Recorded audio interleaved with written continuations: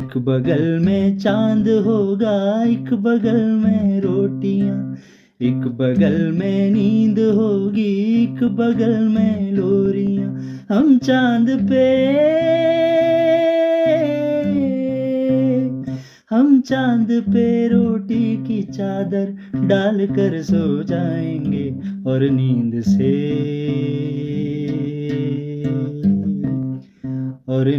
से कह देंगे लोरी कल सुनाने आएंगे, और नींद से कह देंगे लोरी कल सुनाने आएंगे।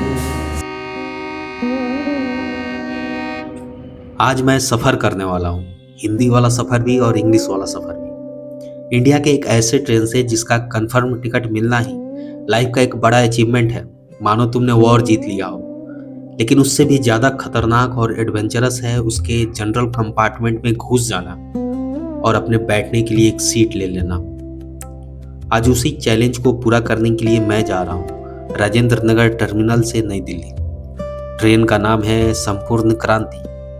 ट्रेन नंबर है 12393। ये सफ़र 1000 किलोमीटर का होने वाला है, जो लगभग 13 घंटों में पूरी होगी, और उसके लिए मुझे देने होंगे 325 रुपये। मैं किसी first AC, second AC, third AC या स्लीपर क्लास में सफ़र नहीं करने वाला। मैं जा रहा हूँ उसके जनरल कंपार्टमेंट में इस चैलेंज को पूरा करने। इस चैलेंज को देखकर आप भी दंग रह जाएंगे कि कैसे एक आम इंसान पटना से दिल्ली पीस कर जाता है। वैसे तो इस ट्रेन को आम लोगों की राजधानी कहते हैं, क्योंकि राजधानी के टाइमिंग को यह ट्रेन टक्कर देती है। वैसे तो कई बार मैंने सोचा था ऐसे सफ़र करने के लिए, मगर कभी हिम्मत नहीं हुई इस भीड़ को देखकर। फिर एक दिन लगा, नहीं, संघर्ष क्या होता है इसको जानने के लिए संपूर्ण क्रांति के सफ़र से ज़्यादा बेहतर एग्जाम्पल और कुछ नहीं हो सकता। यह सिर्फ ट्रेन नहीं है, यह उम्मीदों की लाइफलाइन है जो बिहार के हृदय को देश की राजधानी से जोड़ती है।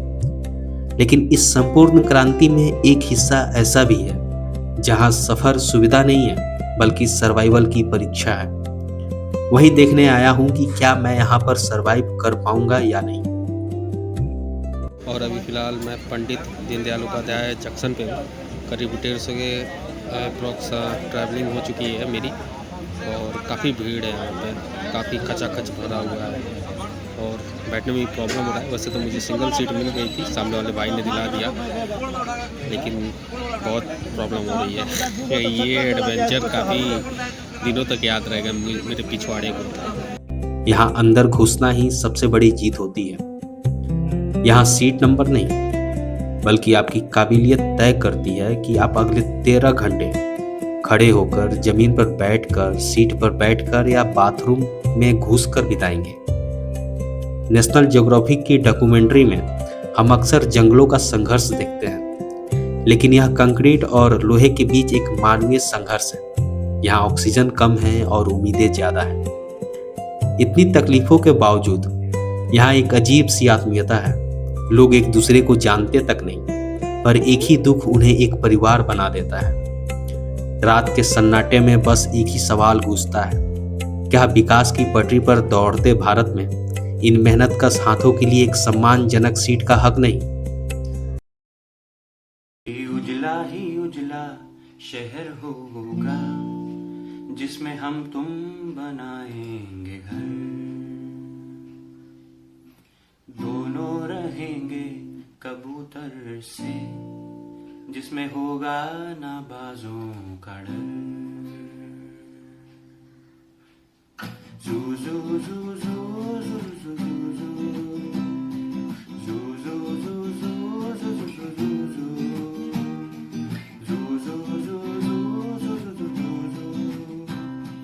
मखमल की नाजुक दीवारें भी होंगी,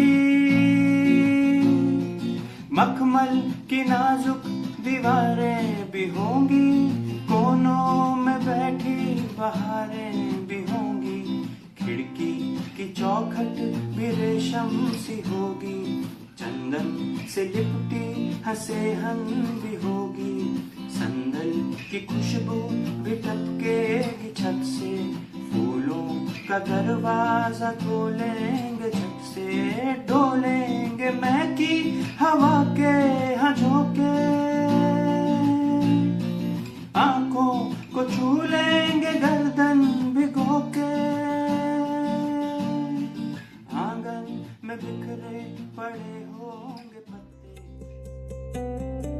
हम आशा करते हैं कि इस सुबह की किरण की तरह यह वर्ग उदय करे और उन्हें उनके हक का सम्मानजनक सीट जल्दी मिले।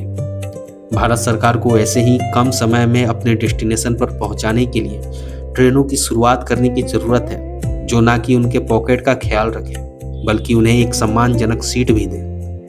हम नई दिल्ली पहुंच रहे हैं, सफ़र खत्म हुआ, लेकिन संघर्ष कल फिर किसी और के लिए शुरू होगा। यह डॉक्यूमेंट्री उन लाखों गुमनाम चेहरों को समर्पित है जो देश के निर्माण के लिए हर रोज यह अमानवीय सफर तय करते हैं।